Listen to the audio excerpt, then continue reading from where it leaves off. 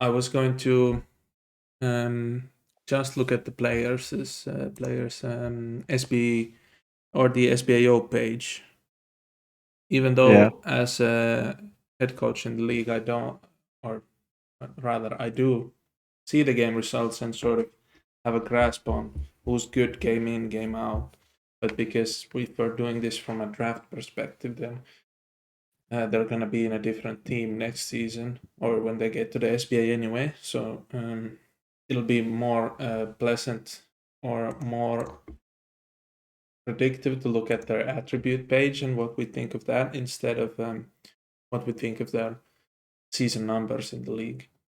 Is that all right? You can do whichever you like, and you can have like points about how they're performing in the league and who's going to be MVP or Uh, who's going to be this or that, whatever. I don't care, but I'm just going to look at the yeah.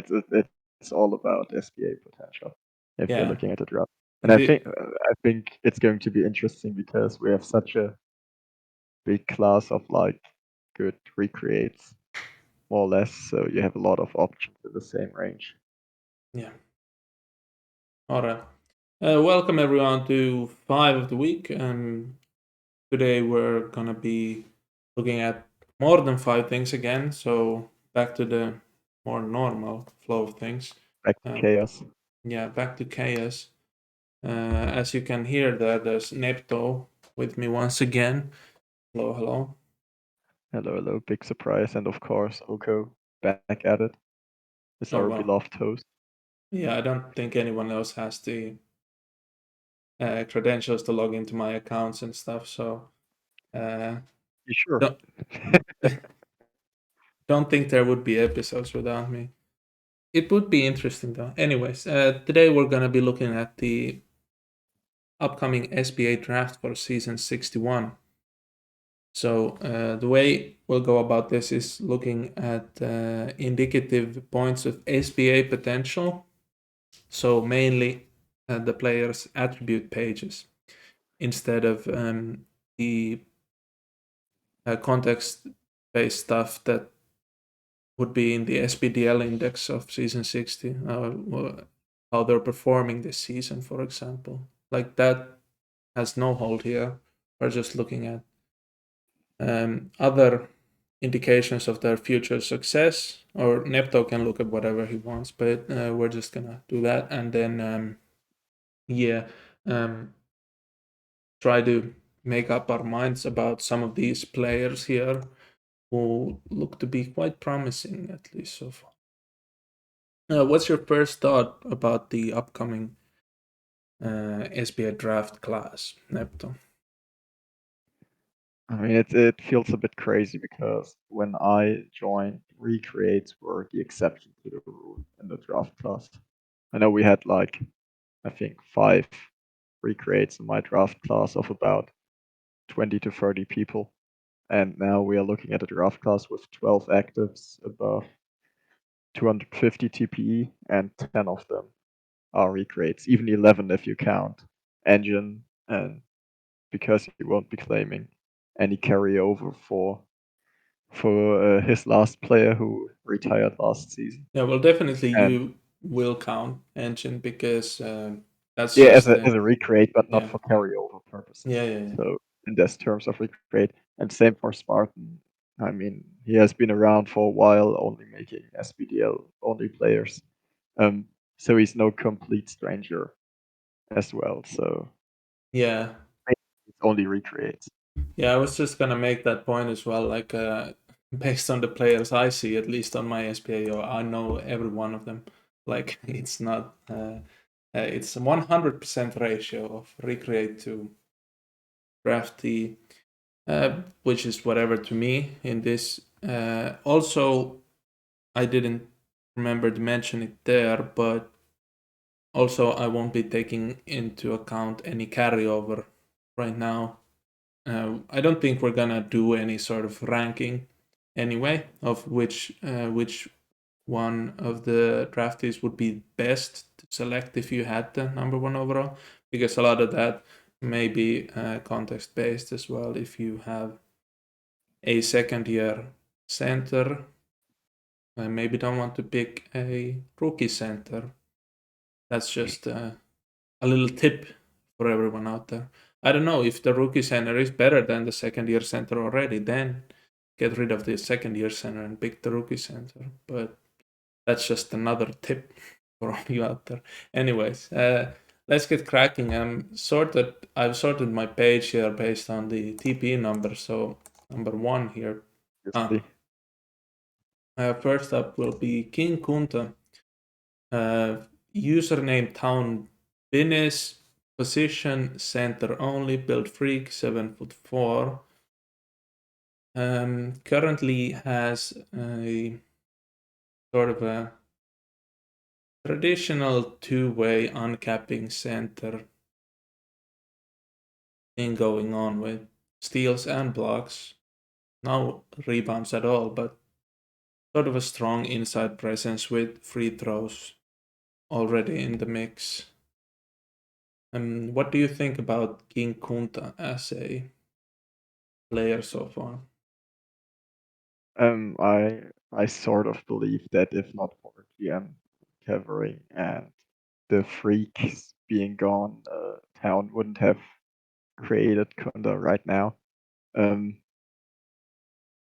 I think it's probably, yeah, it can be said it's probably going to go down the Jaws route, at least trying to. The caps are oddly similar, and the way he is built right now reminds me of Jaws. It's going to be interesting to see in which type of situation he ends up, since Town said that he wanted to win as much. Yeah, but we will see, because the guys with top picks aren't exactly high performers right now that would fit the type of team he wanted to be on. But just based on potential and what the player can do, I think he should be among the first few to be selected, if not first overall. Yeah, 55 fouling so far. When you get to the SBA and if you want to play 40 plus minutes as a center, especially in a playoff sort of setting, you'd probably like fouling to be at 90 plus. Let's just take a quick look. I have an idea in my head how much that would cost, but just to be certain here. So it's 94 by accident. So that would be 116 TP into fouling alone. Do you think that's going to be of any trouble or just par for the course, or maybe even taking it slow based on which team he ends up starting the season on next season? I don't think he will go fouling all the way straight away, because what helps you staying on the court if you are not outperforming a filler in other things? At least that's my mindset. He will still get to a decent fouling level, and especially with his carryover, this won't be a concern, or shouldn't be a concern to a team that drafts him. All right. What about the rebounding then? It's less spread to the big positions than blocks. So your leading rebounder on a team could easily be a point guard or shooting guard. But do you think very low rebounding numbers like Jaws early uh, should be just fine to kick things off with? Should be fine. I think most of the players these days are going for rebounds as a thing where their foundation is already set and they focus on scoring or defense or whatever first. I think that's perfectly fine. I think even Perse had also no rebounds in his rookie season. Maybe not in the rookie season, but coming into the SPA, yeah. Yeah, something like that. So I think it's perfectly fine. I don't know. Do you think everyone on the team should have rebounding, regardless of the role they have to fit? No, no. I just think it's 70 rebounding, defensive rebounding, for example, is not very um, expensive sort of a security blanket just to get a little more. And there's also the sort of a turnover factor, or where the team rebound at the end of every defensive possession is like sort of fucked up, like where the ball's gone out last touch by the Ravens, or the ball's gone out last touch by the Yeah, Aviators. So I just think like if you have a lot of 35s, be it filler or actual player on the core, maybe that adds to the element of maybe not retaining, but not fulfilling your defensive possession and achieving possession of the ball. I just don't like turnovers or like sort of failed team rebounding in any way. I love So turnovers. I love yeah. turnovers. Most of I the always people collect do. them. I'm always in the minority on this. All right. With King Kunta, we're heading to the second player on the charts here, which would be Virgin Sage. Who's the player? As his face claim is right on the like tip of my tongue, but the Grizzlies You're looking for guy Spade. from France. No, Yves Spawns. Yeah, yes.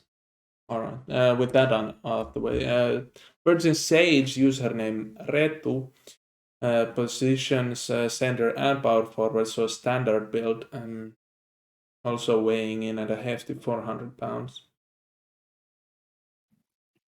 More Just a couple of offensive, big guys.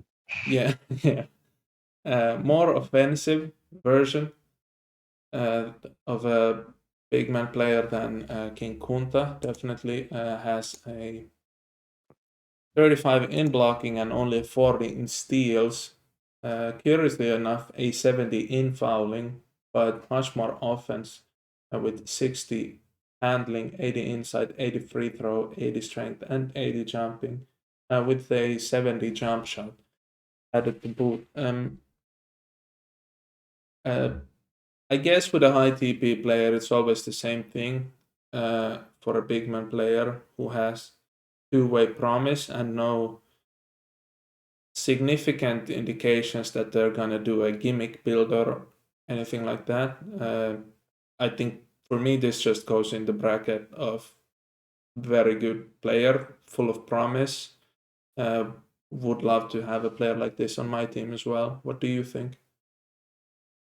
Yeah, I pretty much agree with you there. My only concern is the early years. I don't know what his plan exactly is, but he will have to focus on either getting up his athletics to a good level or getting up his defense first. Because right now he's going to draw a decent amount of shots for a rookie. And if you're a playoff team, uh, you usually can't afford a black hole on defense, but also not a rookie taking away shots from your main guys and not converting them at a good rate. So Yeah. for the long term, as you said, perfect two-way big man to build around. For the short term, will be interesting to see how he fits on a playoff or contending squad if he gets drafted there. Yeah, generally it would also like depend on which teammates you do have. Like in Pittsburgh, we do have like players who are not all like considered to be offensive superstars.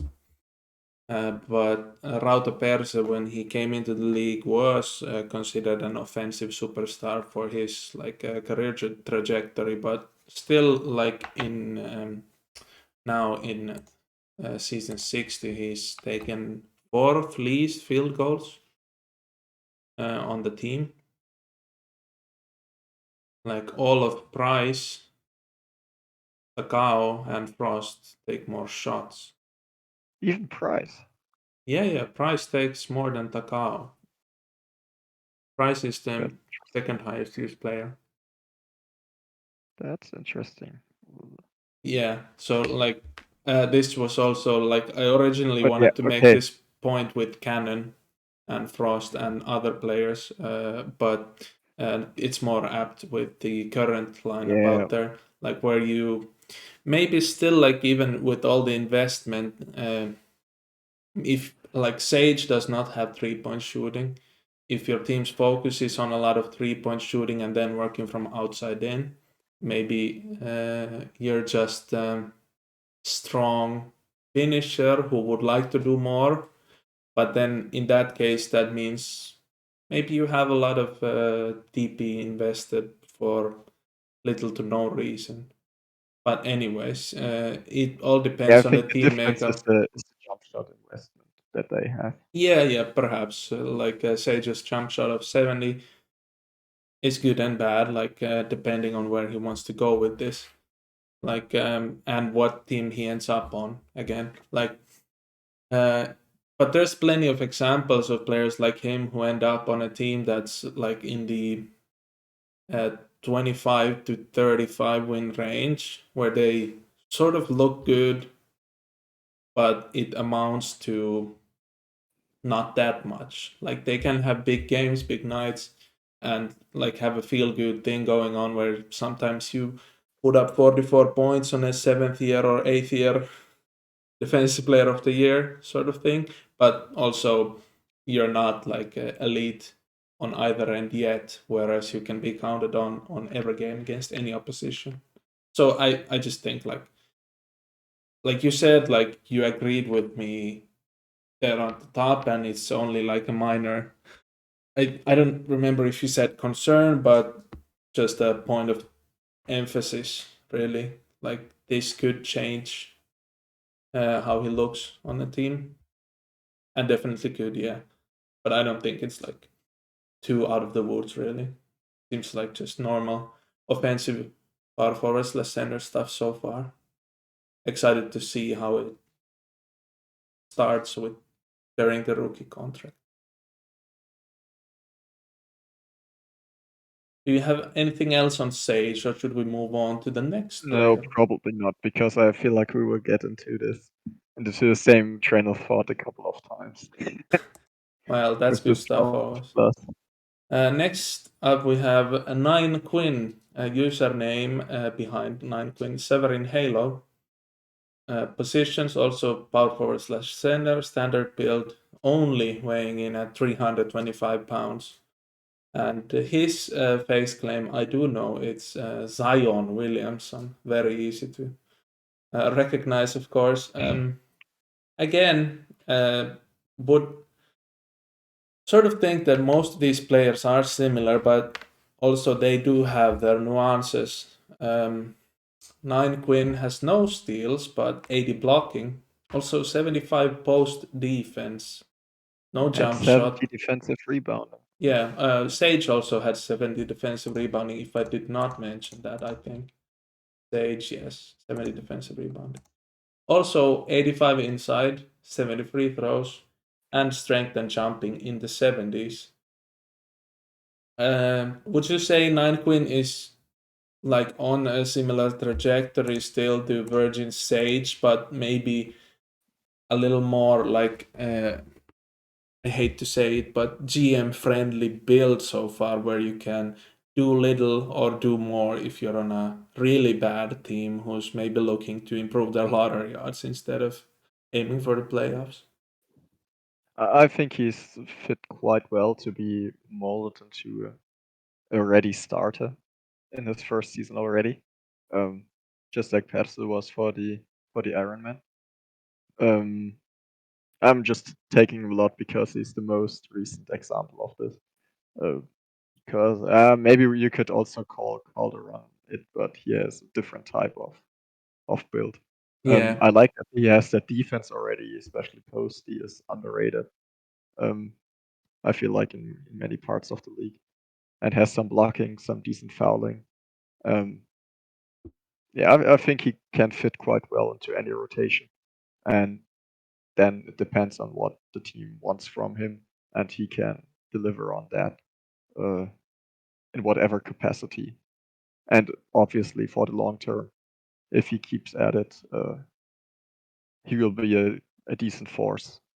Though I'm a bit skeptical of the 80 stealing cap, but that's a minimal thing. I mean, I think Marcus even won an MVP with his 80 stealing cap. Yeah, So you could still, if you're lucky and in a system suited to your skills, I think you could still quite easily reach 2 steals per game, which is sort of like good, definitely. like borderline to the like great for a big defender. So I wouldn't be as worried about that.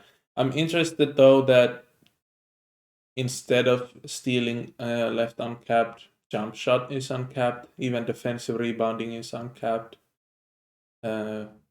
Could have had something there, I think.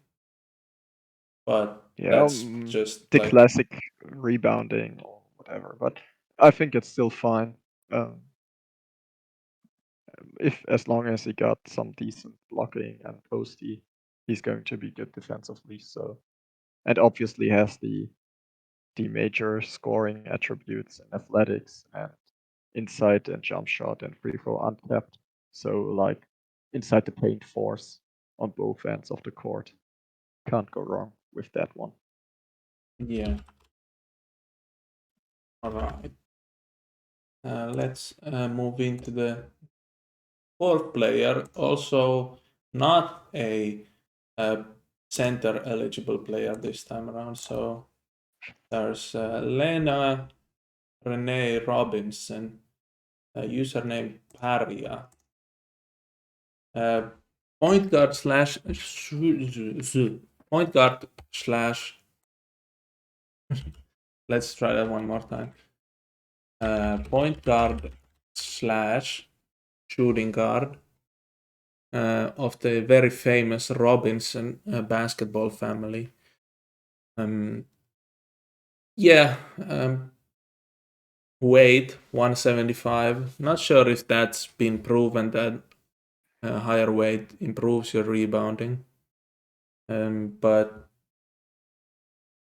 I don't I think. think it has a minimal effect on things like scoring efficiency and maybe even rebounding, but it's no big effect for sure. Yeah, I only remember this little part of why Mr. X was 400 pounds and why Ragnar Lesnar was 400 pounds, where someone was showing me something, but I can't remember if it was like super conclusive or anything. But anyways, rebounding doesn't seem to be Lena Robinson's main forte, with 70 offensive rebounding capped and 80 defensive rebounding capped. That's the parts I do like for a point guard slash shooting guard player, really focusing on the point guarding and shooting in guarding. But then you see this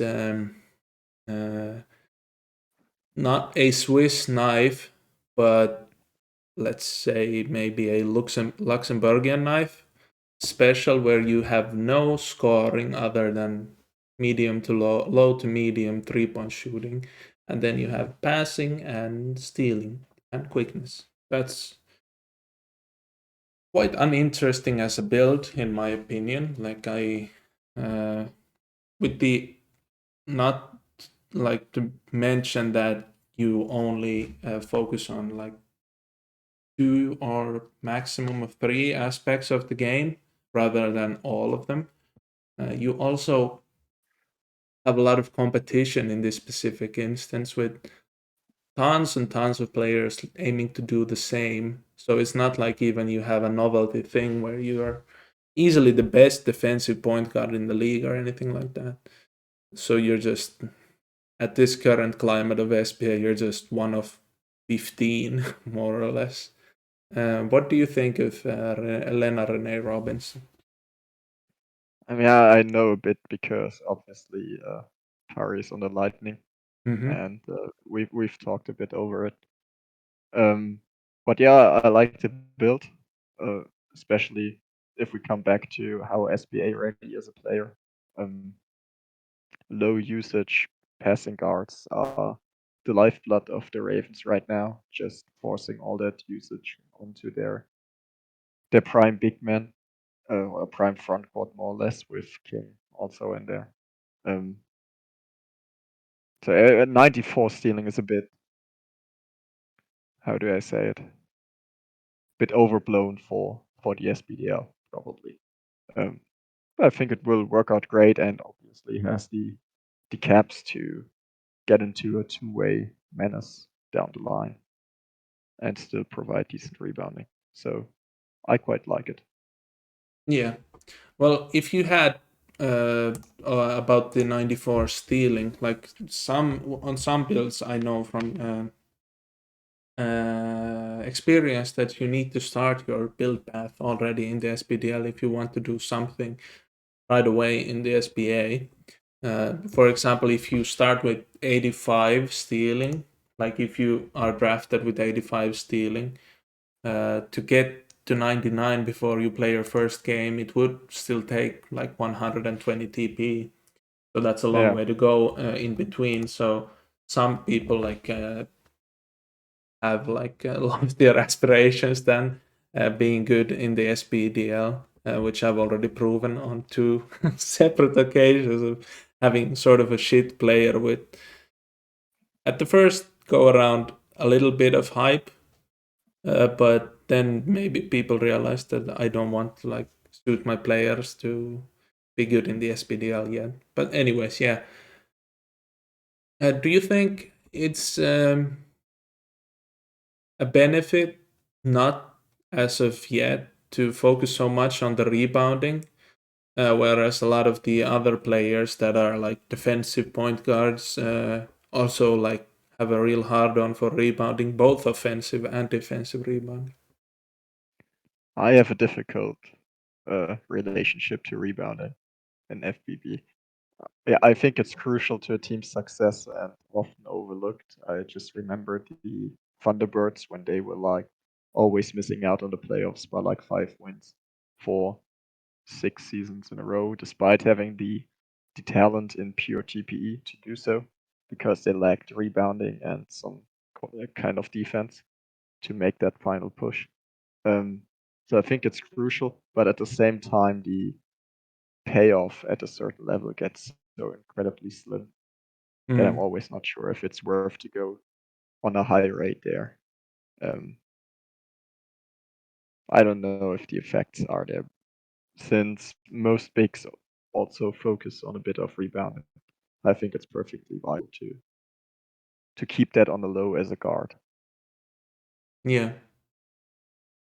Uh, this is a complete like side note. Just gave me a idea there about how maybe Fast Break Pro Basketball 3 calculates offensive efficiency or offensive rating and defensive rating, as the current like standard idea on Basketball Reference, for example, is let's just see here, glossary. I mean, how it's calculated is pretty clear, isn't it? No. There's a nuance. Like I'm just gonna find the thing and maybe explain what I'm trying to say real quick. Like here, offensive rating. I mean, if you are trying to look at the team leaders tab, then it's I think it was point score per 100%. Oh yeah, it definitely is. But what is a possession is like a point of contention a little bit in the past few years in at least real life basketball. Like some Yeah. sites, like I can't remember about synergy, but and the other page, which name escapes me, but cleaning the glass, they don't calculate offensive rating, or at least they show separate numbers for per 100 possessions, which is from an end of one team having a possession of the ball to the end of the other team getting possession of the ball. So theoretically, you can miss 6 shots, rebound all of them, and then make the seventh, but that's still a successful scoring possession. Whereas per plays takes into account of a shot going up and then being rebounded. Like in that sequence, that would be 7 plays Yeah. instead of 7 possessions of the ball, which really makes me think like about what you said about Toronto. Maybe maybe there's some like invisible hand waving there that you can't possibly see if your team is extremely bad at rebounding to one, or extremely good at rebounding either, to one extreme or the other. Like if I think FBB counts rebounds as new possession of some kind. But with Toronto, it always was. You just had to look at the team leaders page and see them at the bottom of the rebounding percentages. It was like, okay. Yeah, I don't think it counts it as separate possessions, because if you look at the play-by-play, I think it calculates a separate possession starting Yeah. when you have the check marks and like You mean that the time yeah, marks yeah, every where time? it always says this is the time currently starting of this possession and the defense is set to this. Like That could free be. throws are a separate possession, which makes sense, but offensive rebounds or putbacks are not a separate possession. So yeah, I don't think that is true actually. But anyway, before we go too long, let's just hit on a couple of more players here on the list.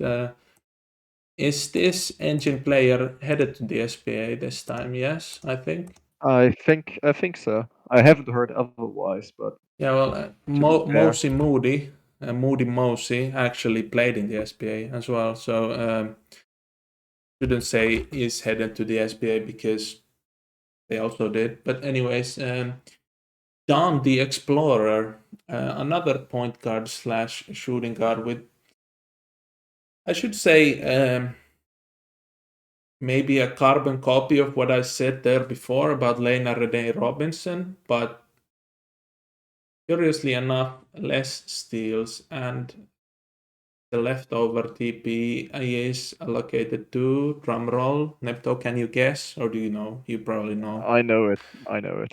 It is. It Rebounding. is.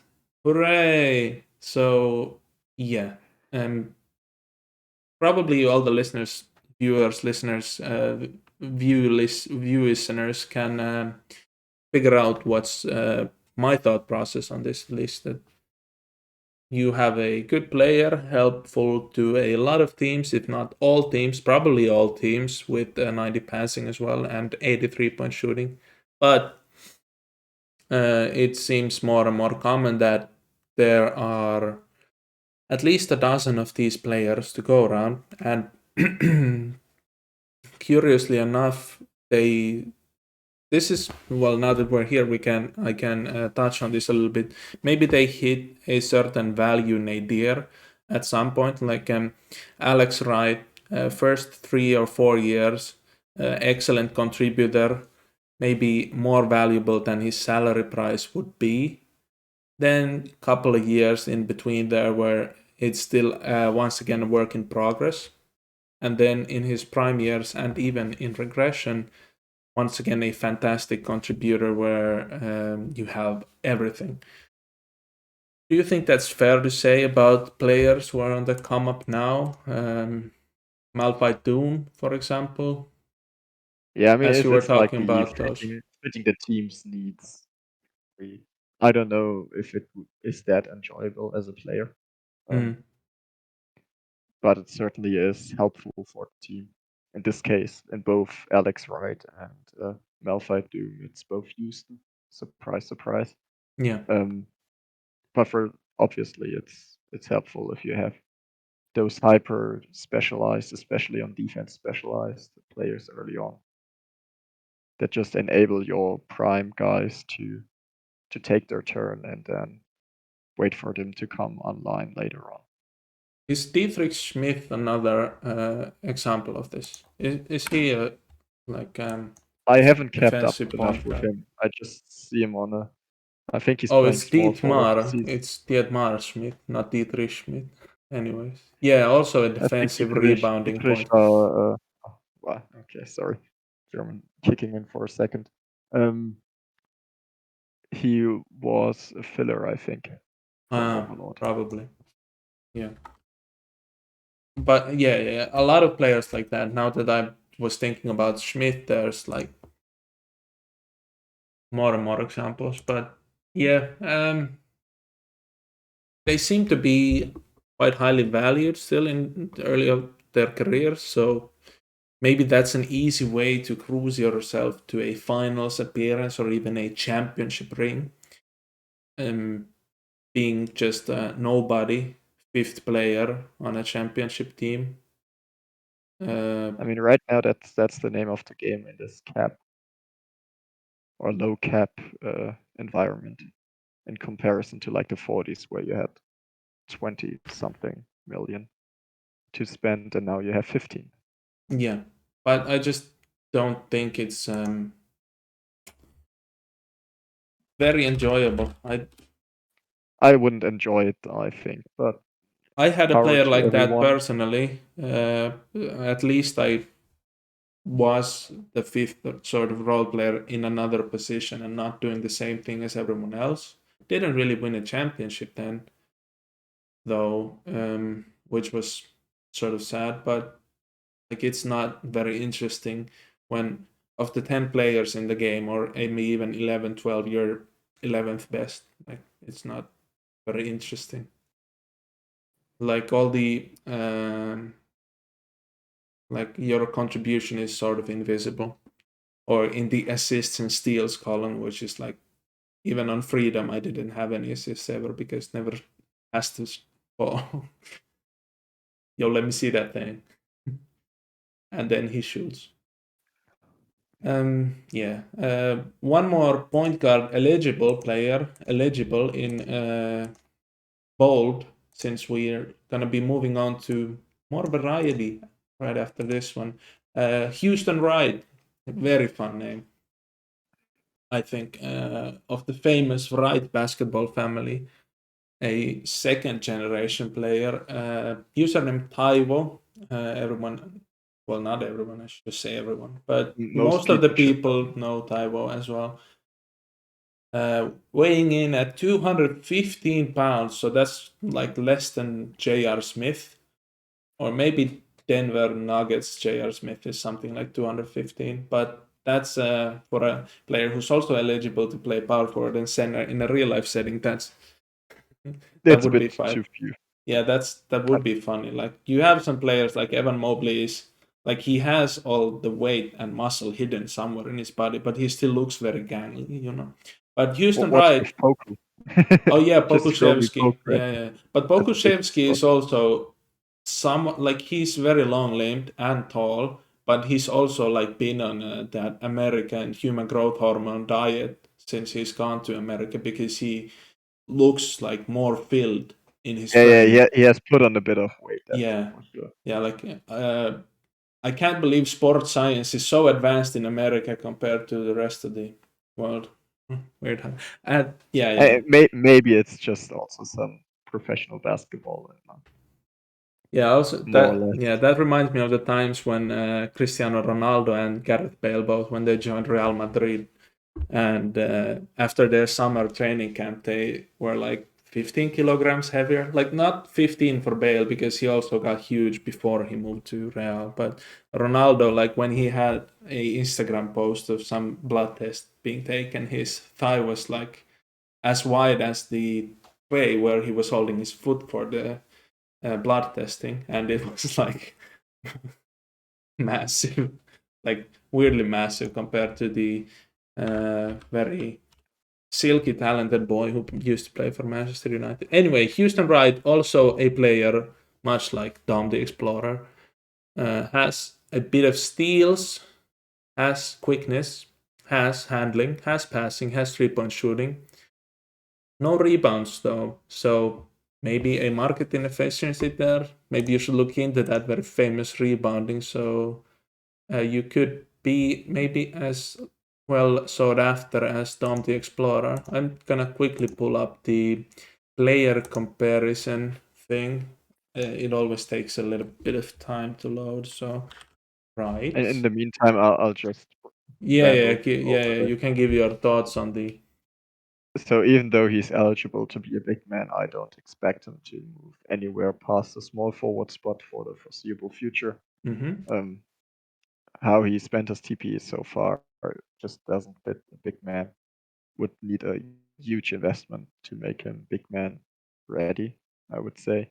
Yeah. Also not a big fan personally of quickness and jumping without any strength. But that's my personal philosophy on builds. I've seen it kind of work, but I think he will add some strength onto it for the SBA. Yeah, and it also could be some sort of a role playing thing as well. Like it's lame to not be Also, able to jump, but it's less lame to be able to jump and touch the backboard and touch the rim and well, I get, yeah, 6'8", 20 jumping. Like in my head, that would still be able to touch the rim, but in the simulation, like that's not a player who would be dunking, depending on their wingspan. Anyway, I found it now that Dom the Explorer has 90 passing to Houston Wright's 80, but Houston has 70 handling and higher stealing. So it's like without the rebounding stuff, these two players are at the same number of TP currently. It's the jumping attribute that really sticks out there. And for Wright and 85 defensive rebounding for Dom the Explorer. So yeah, kind of a same as the players up there who sort of fill a similar role on the team, but they still have their own nuances, one or which way. I'm just interested to see how they flesh out when they really become like third, fourth, fifth year pros eligible to play for a max contract. Since maybe at that time some of these players start to look a lot similar to each other, which is a shame, but also to be right. expected. Yeah, Well, if they think that's the best build, then then they can. A player who doesn't play, who's gonna mix up our plate here is Paulo Morales. Oh, that's a very blurry Pau Gasol picture. It's not blurry once you open it up. Don't call me Carson. Positions: power forward slash small forward, standard build. This is a player that's become quite a rarity, and by that means that there's a lot of room for and a lot of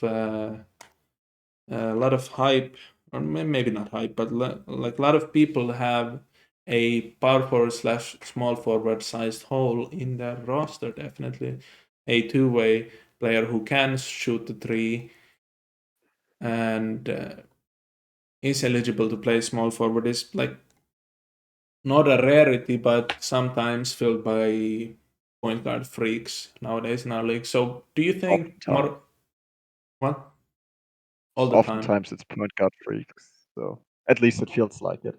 Yeah, yeah, yeah. So, do you think Morales is going to be like a sleeper sort of player in this draft, like where he's eventually going to be looked at as one of the best players in the league just because he's the best player in his position? I think he's going to be going down a similar route in comparison to Nehemias Jr. Yeah, I don't know if you remember. yeah, yeah, I do. Um, Also scoring How do focused, you small remember? forward, Hmm. power forward. Um, the way that the small forward position has gone in the last, I don't know how many seasons, is that most small forwards of the year are passers, Yeah, just because there's a ceiling on how much small forwards can score or how efficient they can get with their scoring. So many default to being like a secondary or tertiary playmaker on the team. He won't be going that way, at least judging from his caps. So I assume he, depending on the team he ends up in, that he might start out at small forward early on, but then move to power forward, and then go into the dogfight there. I think he has some good caps going for him for that, um, but he won't be like free, or he doesn't have a free path to just win a small forward of the year in the future. yeah. To be fair, there are players here below, a couple of players we're gonna touch upon before we leave, who are also small forward eligible, and also Houston Wright is as well. But yeah, I do agree to a certain extent. I think back then you had a lot more TP, or maybe not in strict numbers, but the from 80 to 90 was slightly Yeah, it was less. cheaper. I think it wasn't 80 to 90, it was 85 to 90, I Well, remember. yeah, but that Because that I includes remember 80 to 90 as well. Yeah. because I was remember Chill and Kay going to 90 with Jaws and Kuma back then. And I Yeah. was just the first gen thinking like, are you dumb? Your builds don't make sense for the SBDL. Um, yeah. Yeah, but then that changed, and it suddenly made sense because you had to pay 16% more for the Yeah, same. something like that. Yeah, but yeah, yeah, I do see the comparison to Nemes Junior a little bit, but it's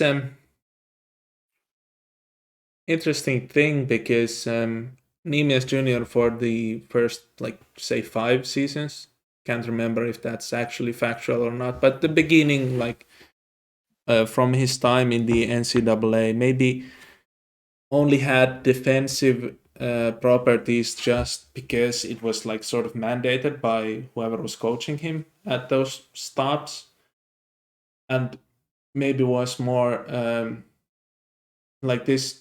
I don't remember if I talked to Dennis about this, but was maybe more interested to get the scoring numbers up first, like to become the big scorer first and then round out his game. Whereas Pablo Morales, slightly more like balanced approach as well, where you have a little bit of this and that, and because of the more expensive curve there, you just can't go to 90 inside and 90 jumping right away. Or you can, but then that leaves you open to not having a lot of anything else. But yeah, I do see what you're saying there. Next player on the list, also small forward eligible, unless you had more on Morales there. No, no, I don't have any more. Yeah, it's Just a Marc, big one. Spector, Emides. What's the real bad way of saying Emides? Oh yeah, Emides. Miami Vice. Oh yeah, maybe he could play for the Miami Vice. Position shooting guard slash small forward, 6'7", standard player. Curiously enough, not weighing in at 400 pounds, based on what we talked about there earlier. So maybe the tests of your oversized player maybe weren't conclusive at all. Uh, yeah, offensive wing player, so to speak. High inside, already on his way in jump shot. Uh, High physicals, maybe a little bit of work to do with the strength attribute, but that remains to be seen on where they want to take their build and go from there. And yeah, only 70 steals and 70 defensive rebounding, like I mentioned there before, just a bit of sort of security stuff where you get more talented in those two areas, but you don't really want to push it to becoming like a real two-way contributor. So you're acceptable defensively, so to speak. I don't necessarily agree with that statement all the time, but I do hear, and that's like sort of an easy baseline to describe it with. What do you think about Spectre? I'm curious for what goal he is going for because, as we all know, um, he usually only creates players nowadays to accomplish something he hasn't accomplished yet. So I don't know what it is, or maybe it's just once again I'm going to roll over this league. Um, I think he projects as a prototypical two-way wing, has those high stealing uncapped, uh, has the athletics uncapped, has the possibility to go for a whole lot of volume. Um, so yeah, I'm intrigued by it. I think it's definitely worth a high pick if you have one. If we don't have a passer on the small forward position, then I could see Spectre and Morales going at it at some point, maybe even in their year 5. I don't know off the top of my head who's going to play small forward ahead of them in the years. Um, yeah, I think that's just of it. Yeah, quite a traditional build so far. I really like it. No 3-point shooting, I should mention, for the listeners who don't want to go check out Marc Spector's page, which maybe is sometimes now thought that maybe that leaves you open to game planning or whatever. But if you're like super strong, like if you have 95 jumping, 95 strength, I don't think it's gonna be a bother to anyone that you don't shoot 3-pointers. It's just the game figures I itself out. Like if you're a massive athlete at the shooting guard position, even then it doesn't really matter that you don't shoot threes. I I think it's more of a SPDL thing with Oh the yeah, no yeah, threes right getting now higher because the efficiency 3-point shot is scoring. uncapped. So I Yeah, definitely expect him to add on that 3-point shot yeah, at yeah, some yeah. point, maybe even for the rookie season.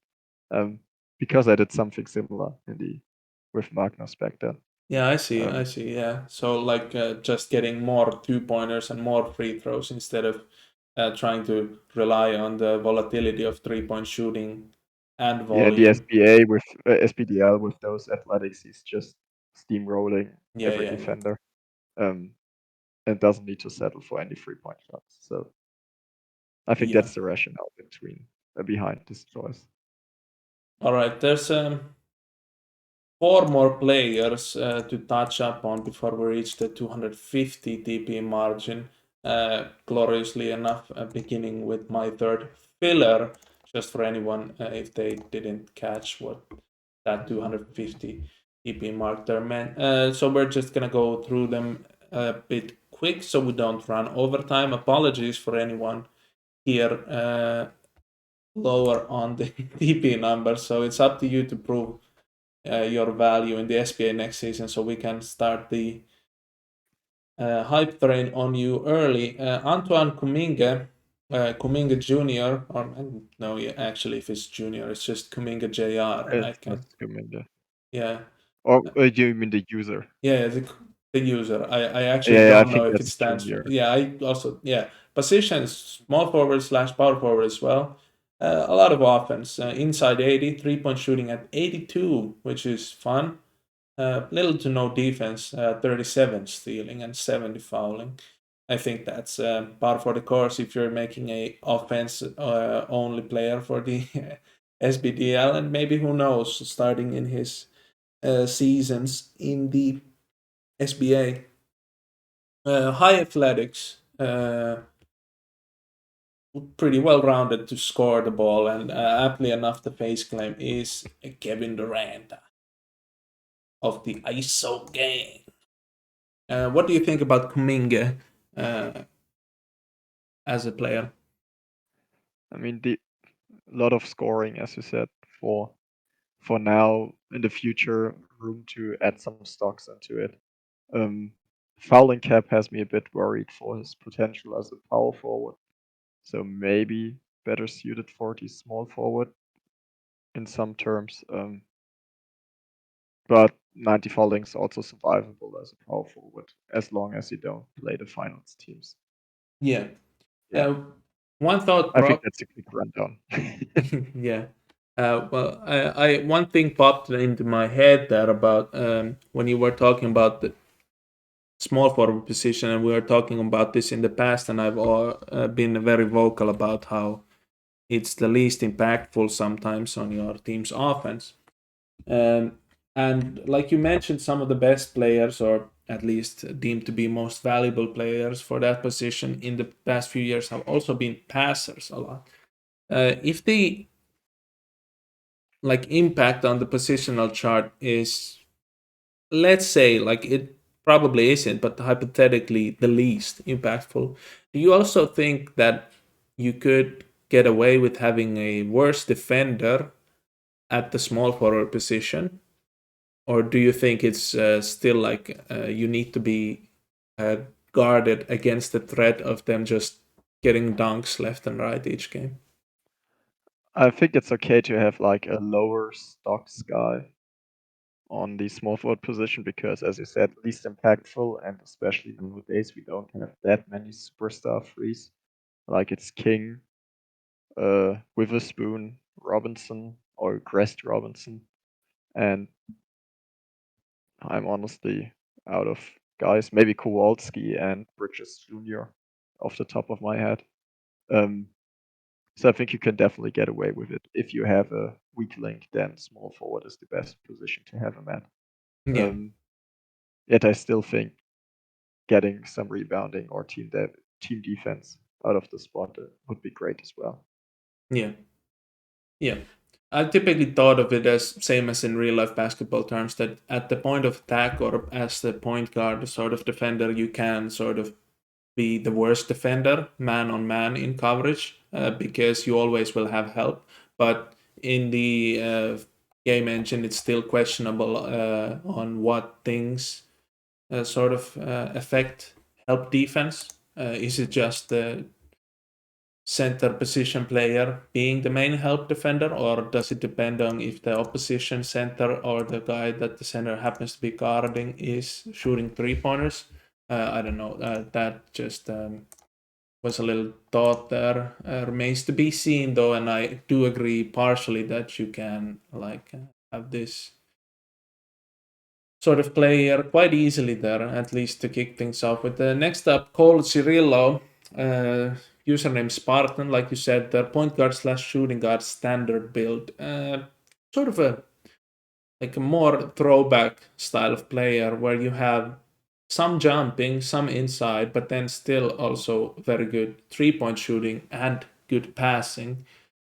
Even a little bit of added perimeter defense is stealing in there. Do you think Cirillo will be like a real contributor guard compared to the sort of weirdo guards at the higher end of the TP charts?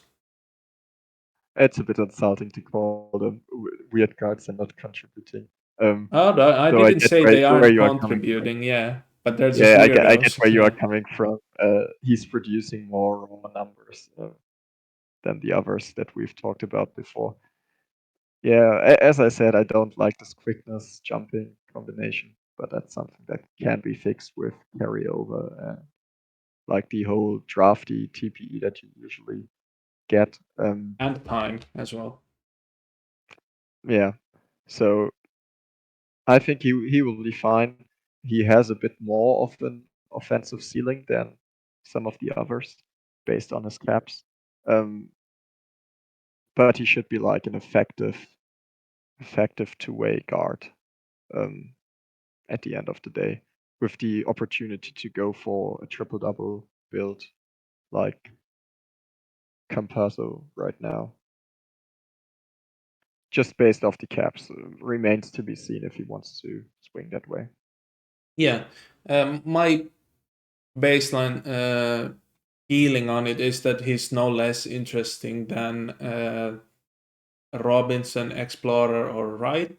Just there's a bit of a dip. 30 TP separates them right now. So that's just the only thing that I'd really take into account when Yeah, selecting the. more, and also the user behind it. I mean, Spartan, even though I think he said he's taking this player to the SBA, I would feel more comfortable with an established SBA user Yeah, instead of him. yeah. So, Well, that's always which is no something. offense, but Yeah, that's something you go over on a case by case basis when you're more actually talking to the player in terms of drafting them. This is just like a this is our appraisal section, but yeah, I do agree there that maybe you if you had identical players. This obviously I'm personally biased because I've sort of known Taiwo for 3 years, but I obviously like Taiwo's player more than Spartans just based on that. Easy as it goes. Next up is Saheel Qureshi Jr.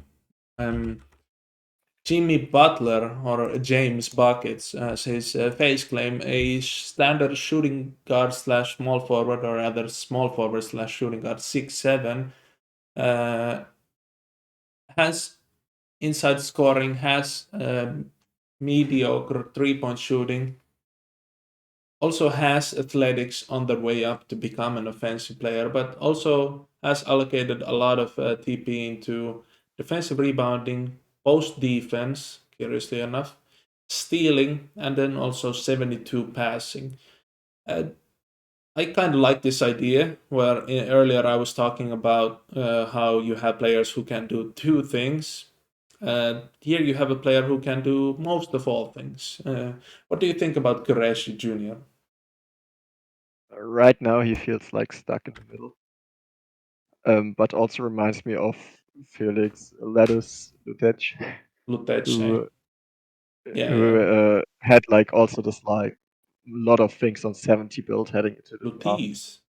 Yeah, I don't know. back then, and it's I think it's a great basis to build upon, but he really has to focus on some aspects in his early seasons in the SBA, because especially 70 all athletics flat is a bad idea in my opinion. It's just the engine doesn't like it. Um, but for the future, could be looking like an Adekoya type of player, bit less heavy on the defensive side. I find it a bit odd that he has perimeter defense capped instead of post defense. Um, yeah. Yeah, you were I saying mean, there do you that believe in one being superior to the other on perimeter or post defense? um, uh, is this irrelevant of position? Yeah, obviously for bigs, post defense is more Yeah, but important, generally, do I and think vice one? versa. Do Yeah, I think post defense would be better because even against high perimeter defense teams, the shooting numbers aren't as good. Maybe it helps, or the shooting numbers are still quite as good. Whereas post defense, if there is that invisible value that people try to work out from it, then at least um, you stop high percentage shots more. Even whereas on high perimeter defense, I guess the idea is that you would stop also high percentage shots against great 3 point shooters, but that's never made any difference. Like the league 3 point percentages are as high as, well, the attributes around the league sort of allow them to be. So I don't think, like, maybe it helps in forcing turnovers, or maybe it just takes the teams more time off the clock to get into their mm. offense. But I think I don't know. I sometimes imagine perimeter defense preventing guys from getting into the paint and then having the opponent having to settle for a jump shot. But it's so difficult to derive anything like that from FBB. So yeah, it could be it's only looked my working into. theory. Yeah, it could be looked into definitely, but that needs a lot of like manual exporting game play-by-play files, and then to get a good enough sample size, like just on the 25,000 games that I've seen, I still wouldn't say that I have a good grasp on it. So just goes to show, like, maybe you'd need 500 specific games and either parse or actually read them manually through to get an idea of something working or something not. And just based on playing the game for fun in the past, high perimeter defense players sort of are scary to match up against, but that could just be like a bias, or like, I don't know what you'd call it, but Confirmation bias. You yeah, yeah, think yeah. they will impact the game, and Yeah, then if because you something see the happens, you're number, all then right. you think you're gonna be in for a bad time, but probably aren't, or maybe aren't. But yeah, just on that's where I also based my idea of, maybe that takes them longer to dribble the ball up or dribble the ball into a pass or kick out. And also, yeah, it could be something that they, if you have extremely high perimeter defense, you prevent a lot more drives into the paint per game. But that's also where, like, I think, like, being multifaceted, where you have high jump shot, high 3 point shooting, high inside, high strength, high jumping, all work to your advantage. Because even if you shoot 42% from sort of floater or jump shots, and that's still like, it's not good offense, but it's still like better than the alternative would have been if you did not have the attributes, which would be that you turn the ball over or you miss the shot even. So Yeah, I'm not sure what to think there, but let's skip on to our last. I think there's one more yeah, player it's to the go. final player. Actually, good cheese. Actually, let's just open. Hello, thanks. No face claim. So I suppose he's just a block of cheese. Milwaukee gang or Wisconsin. I'm not sure if they make cheese in Milwaukee because I've never been to the United States. Anyway, username the cheese, as you might have guessed, if you're a nosy little fucker. Positions small forward slash shooting guard, but only 6'3" in height. That already there is a question mark. What do you think, Nepto? Will that? Oh yeah, I don't think anyone concerned with Saheel Qureshi Jr. might be listening still, but I wanted to also say that he, in my opinion, Qureshi Jr. doesn't have to focus on one thing just yet. Depends on the team they get to, and they can take their build path sort of slow if they like. I don't agree with trying to focus on one thing only right now. Having all 90 athletics in 3, 4 seasons is as good as getting them one by one, really, in my opinion. Yeah, for good cheese, 6'3", like I mentioned, able to play the small forward position, which is some Patrick Beverly type shit. Inside 73, 3-point shooting 80, passing also at 70, so already on the way to becoming a sort of a playmaking wing player. Some stealing at 70, and then 70s and 74 in athletics, 74 in jumping. Do you think Cheese is also like sort of a, let's say, standardized idea of a build in the season 60s, where you just try to get the offense now and then work on your defense when you get to the SPA and then pump up your offense again, and then all of a sudden you're at year 6 and you're an actually super good cheese? Yeah, I think it fits the current trend quite well. Um, you mentioned earlier about the height. If I think that's a concern, I think it's a little bit of a concern if he wants to be like a offensive star, superstar, and then has to match up with 6'9" small forwards like Morales or Kuminge or Spector, um, which could pose. Oh no, Spector's only 6'7", but yeah, that could pose a problem, or not really a problem, but it will slightly diminish his efficiency in comparison to the top of the top. And at the top, you always need that slight edge. But I think he can be a good like secondary playmaker type of thing for a team to have on the wings. Yeah. And yeah, Yeah, even with this 73 inside and athletics, I said I wasn't going to be looking at the SBDL numbers at all, but now that we're on the tail end of this episode, I'm just going to take a look because I was interested. Shot profile, very good for actually good cheese, playing at the small forward position. 2.6 shots per game inside, 81.5% makes, 9.9 3-point attempts, 39.3 percentage there. So I guess if you can replicate this sort of shot profile in the SBA, then you're in very good hands.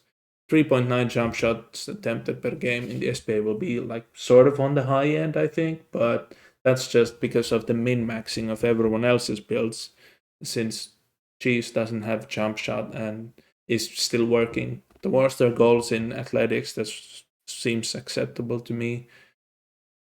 And yeah, maybe the jump shot percentage will not be as good, but some of the guard players who are 6'5" or have been 6'5" or even 6'1", I remember there was some player who was 6'1", who had high jump shot rating and was very good at making jump shots. So it can depend on player by player, I guess, or where they play for the majority of their career. So it's cool to see, but I'm not sure if that will be any help one way or the other. So just for role playing purposes, it's neat that there's a 6'3" small forward.